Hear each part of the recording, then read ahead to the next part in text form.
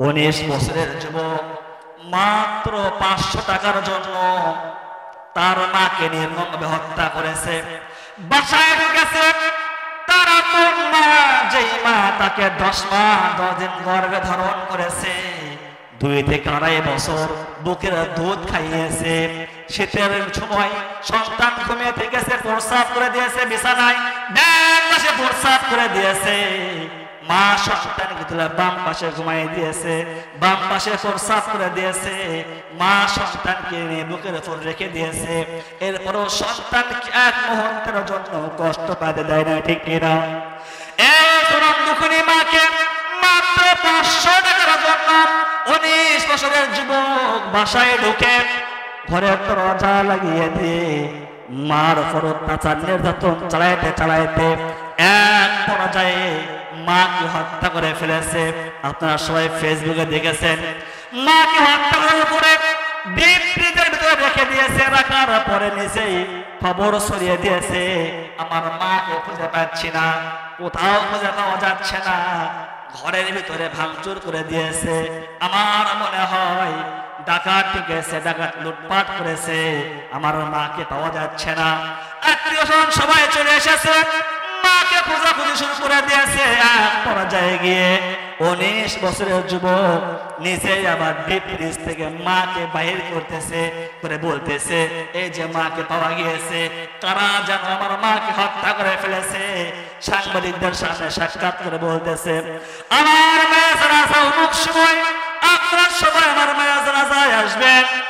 আর যারা আমার মাকে হত্যা করে ফেলেছে, এই জালেমদের হত্যাকারীদেরকে কাল কিয়ামতের দিন আল্লাহ যেন পাকড়াও করে।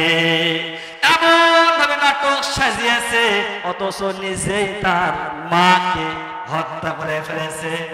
এরকম সন্তান আমার জমিনে নাই, বাংলার জমিনে নাই। আর এক সপ্তাহের খবর, মাত্র 100 টাকার জন্য মামাতো বোন মুনতাহাকে মেরে পানির ভিতরে ফেলাই রেখেছে, ছোট্ট মাসুম বাচ্চা। আমরা এমন দেশে বসবাস করি, এটা নাকি স্বাধীন দেশ? আর কেমন দেশ যে দেশে 500 টাকার জন্য সন্তান মাকে হত্যা করে ফেলে, 250 টাকার জন্য ছোট্ট মাসুম বাচ্চাকে হত্যা করে ফেলে। এক প্লেট খাবারের বিনিময়ে কলেজগুলোতে, ভার্সিটিতে একজন যুবককে হত্যা করে ফেলে। এইটা কেমন স্বাধীন? আমরা স্বাধীন দেশ বলে বলে মুখে ফেনা তুলে ফেলেছি, কিন্তু প্রকৃত পক্ষে আমরা এখনো পরিপূর্ণ স্বাধীনতা ভাব করতে পারি না, ঠিক কিনা? এটাকে স্বাধীন বলে না।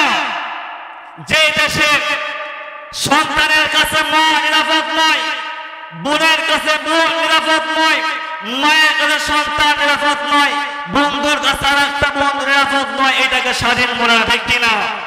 আমার ভাইরা, আমার দেশে বর্তমান সময়ে এমন কোন সংস্থা নেই যে সংস্থা আমাদের ছোট্ট ছোট্ট মাসুম বাচ্চারা হারিয়ে যাচ্ছে না, খুন হচ্ছে না। এর একটা মাত্র কারণ বাংলার জমিনে কোরআনের শাসনটা, ঠিক কিনা? কথা বলেন না কেন? আমার ভাইরা, বাংলার জমিনে যদি একটা ধর্ষককে ধরে বায়তুল মুকাররমের সামনে নিয়ে গিয়ে সমস্ত মিডিয়ার সামনে পাথর মেরে হত্যা করা হতো, সবগুলো ধর্ষক তারের মতো সোজা হয়ে যাবে, ঠিক কিনা? আমার ভাইরা, বাংলার জমিনে একটা চোর ডাকাতকে ধরে যদি সমস্ত লোকদের সামনে ফাঁসির রশিটা ঝুলিয়ে হত্যা করা হতো, তাহলে বাংলার জমিন থেকে টাকা পাচার করে বিদেশে নিয়ে গিয়ে রাখার সাহস করে থাকতো না, ঠিক কিনা? আমার ভাইরা, আজ আমাদের দেশে কোরআনের শাসন নেই বলে কোরআন দিয়ে রাষ্ট্র পরিচালনা করা হয় না বিধায় আজ জালেমরা মাথা চালাতে উঠিয়েছে। আমরা শান্তিতে বসবাস করতে পারি? সবাই বলেন পারি? যতদিন পর্যন্ত বাংলার জমিনে কোরআনের আইন দিয়ে রাষ্ট্র পরিচালনা না হবে, ততদিন পর্যন্ত বাংলার জমিন থেকে চোর কমবে না, ডাকাত কমবে না, ধর্ষক কমবে না, চাঁদাবাজ কমবে না, বাংলার জমিন থেকে টাকা পাচার করা বন্ধ হবে না, ঠিক কিনা? আমার ভাইয়েরা, এই জন্য আমাদের চাই কোরআনের আইন দিয়ে যে সমস্ত মানুষ দেশ পরিচালনা করবে, আল্লাহ ওয়ালা মানুষ, দিনদার ইমানদার মুসলমান যারা, এরা ক্ষমতায় চিল্লায় ঠিক কিনা? আমার ভাইরা, যে কথা বলতেছিলাম,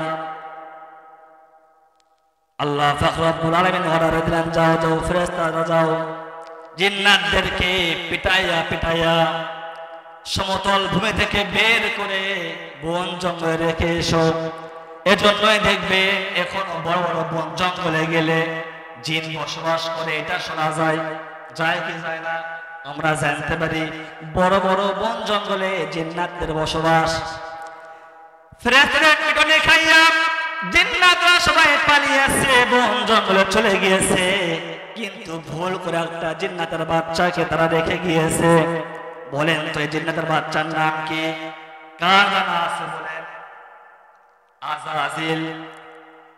ফেরেশতারা এবার আল্লাহ রাব্বুল আলামিনকে ডাক দিয়ে বলতেছেন, আল্লাহ এই বাচ্চাটা তারা ফেলে দিয়ে গিয়েছে, কি করবো আল্লাহ? ছোট্ট মাসুম বাচ্চা, একে কি হত্যা করে ফেলবো নাকি ছেড়ে দেব? বড় দয়া হচ্ছে। আল্লাহ রাব্বুল আলামিন বললেন, একে ছেড়ে দিও না, তোমাদের কাছে রেখে দাও। আল্লাহ পাক স্পেশাল ফরজ পাঠিয়ে দিলেন জিবরাইল আলাইহিস সালাম। জিবরাইল আমিন এবার পালন করা শুরু করে দিল, লালন পালন করা শুরু করে দিয়েছে। আল্লাহ পাকের লালন পালন করা শুরু হয়ে গিয়েছে। জিবরাইলের হাতে রাখা আঙ্গুল দিয়ে মধু বের হতো, আর এক আঙ্গুল দিয়ে দুধ বের হতো। এইগুলো খেয়ে খেয়ে আস্তে আস্তে যেন ছোট্ট বাচ্চা বড় হতে লাগলো। সংক্ষিপ্ত করে কথা, এক পর্যায়ে বড় হবার পরে ফেরেশতাদের সঙ্গে থাকতে থাকতে সে নিজেও চরিত্রবান হয়ে গেল, ইবাদত বন্দেগী শুরু করে দিল। হাদিসের মধ্যে পাওয়া যায় এমন কোন জায়গা নেই যে জায়গাতে আজাজিল আল্লাহ পাক রব্বুল আলামিনের কুদরতে পায়ে সিজদা করে নাই। এমন কোন মিনিট নাই যে সময় আজাজিল এই আল্লাহ পাক রব্বুল আলামিনের জিকির করে নাই। আল্লাহ রব্বুল আলামিনের এত ইবাদত বন্দেগী করা শুরু করে দিয়েছে, আল্লাহ পাক রব্বুল আলামিন খুশি হয়ে এই ছোট্ট আজাজিলকে মুআল্লিমুল মালায়েকা বানিয়েছেন। সুবহানাল্লাহ। এখান থেকে বোঝা যায় আজাজিল যদিও শয়তানের বাচ্চা, জিন্নাতের বাচ্চা, কিন্তু ফেরেশতাদের সঙ্গে থাকতে থাকতে সে নিজেও ভালো চরিত্রের অধিকার হয়ে গিয়েছে এবং আল্লাহ পাক রব্বুল আলামিন তাকে সম্মান দিয়ে মুআল্লিমুল মালায়েকা বানিয়েছেন। এখান থেকে স্পষ্ট শিক্ষা পাওয়া যায়, আমি আপনি মুসলমান হোক না গরিব, হোক না ধনী, কিংবা বেটে বা লম্বা, কালো বা ফর্সা, হোক সরকারি চাকরিজীবী কিংবা জমিতে কাজ করা কৃষক অথবা রিক্সাওয়ালা অথবা ভ্যানওয়ালা অথবা ঠেলাগাড়িওয়ালা, যে কাজে করুক না কেন, যদি আল্লাহর বান্দা আল্লাহর ইবাদত করতে পারে, আল্লাহকে রাজি আর খুশি করতে পারে, আল্লাহর বিধান মেনে জীবনটাকে পরিচালনা করতে পারে, তাহলে বান্দার সম্মান যিনি বাড়িয়ে দিবেন তিনি কে? চিল্লায় বলেন তিনি কে? এবার বলেন তো, যে আল্লাহ আমার আপনার সম্মান বাড়িয়ে দেবেন, বাড়িয়ে দিয়ে থাকেন, এই আল্লাহর ইবাদত বন্দেগী করার দরকার আছে না নাই? আমার যারা এই আজাজিল মুআল্লিমুল মালায়েকা আল্লাহ পাকের ইবাদত করতে করতে আল্লাহ পাকের পছন্দনীয় হয়ে গিয়েছে। আল্লাহ পাক এবার সিদ্ধান্ত নিলেন, ওয়াইদ ক্বালা রাব্বুকা লিল মালায়েকাতি ইন্নী জাইলুন ফিল আরদি খলিফা। ফেরেশতাদেরকে ডাকলেন, পরামর্শ করতেছেন, আচ্ছা বলেন তো আল্লাহ কোন জমিনে কাজ করতে চাইলে পরামর্শ দরকার আছে? আল্লাহ তাকে পরামর্শ লাগে না, কিন্তু আমাদেরকে শিক্ষা দেওয়ার জন্য আল্লাহ আমাদেরকে বুঝাচ্ছেন, বান্দারা শোনো, তোমরা যখন দুনিয়াতে গিয়ে কোনো কাজ করার উদ্যোগ নেবা, পরামর্শ করবা, তখন বড়দের সঙ্গে একত্রিত বসে সেই কাজের পরামর্শ করবা, তাহলে কাজটা তোমাদের সুন্দর হবে, ঠিক কিনা? আমার ভাইরা, আল্লাহ রাব্বুল আলামিন ফেরেশতাদেরকে ডেকে ডেকে বললেন, আমি দুনিয়ার ভিতরে খলিফা বানাইতে চাই, খলিফা বানাইতে চাই। ফেরেশতারা শুনে বলতেছেন, يسبح إذ قال ربك للملائكة إني جاعل في الأرض خليفة قالوا أتجعل فيها من يفسد فيها ويسفك الدماء ফেরেশতারা বলতেছে আল্লাহ আপনি মানব জাতিকে দুনিয়াতে পাঠায়েন না এরা দুনিয়াতে যাওয়ার পরে মারামারি করবে রক্তপাত করবে ভাই ভাইকে দেখতে পারবে না বোন ভাইকে দেখতে পারবে না এরা দুনিয়াতে গিয়ে বিশৃঙ্খলা সৃষ্টি করবে আল্লাহ ওয়ানাহনু সাব্বিহু বিহামদিকা ওয়া নুকদ্দিসু লাক এই রব্বুল আলামিন আমরাই তো আছি আমরাই তো আপনার ইবাদত করি আপনার গোলামি করি আপনি যা কিছু বলেন সব কিছু আমরা মেনে চলার চেষ্টা করি আমরা থাকতে আপনি তাদেরকে কেনই বা ওয়াদা সৃষ্টি করবেন আল্লাহ পাক রব্বুল আলামিন বলেন ও আমার ফেরেশতারা শোনো ইন্নী আ'লামু মা লা তা'লামুন আল্লাহু আকবার আল্লাহ পাক বললেন আমার ফেরেশতারা শোনো আমি আল্লাহ পাক রব্বুল আলামিন যা কিছু জানি তোমরা দুনিয়ার কেউ তা জানো না আল্লাহু আকবার আমার ভাড়া কথা সংক্ষেপ করলাম তাহলে বোঝা যায় ইবলিস শয়তান এবার যখন আল্লাহর প্রিয় হয়ে গিয়েছে এদিকে আল্লাহ রব্বুল আলামিন আদমকে সৃষ্টি করেছেন সংক্ষেপে বলি আদমকে সৃষ্টি করার পরে যখন সবাইকে অর্ডার দিলেন যাও এবার তোমরা আদমকে সিজদা করো তখন সবাই সিজদা করেছিল কিন্তু সিজদা করে নাই কে সবাই বলেন না কে ইবলিস সিজদা করে নাই অহংকার করে বসেছে আমি সিজদা করতে পারবো না আমি হচ্ছে আগুনের তৈরি আর আদম মাটির তৈরি আমার অভ্যাস হলো উপরের দিকে ওঠা আর আদম মাটির তৈরি ওর অভ্যাস নিচের দিকে যাওয়া সুতরাং আর আপনি আল্লাহ কি যে বলেন আদমকে আপনি বানিয়েছেন পচা দুর্গন্ধযুক্ত ঠনঠনে মাটি তারা বানিয়েছেন আর আমি আগুনের তৈরি কেমন করে তাকে সিজদা করবো আমার ইগোতে লাগে কি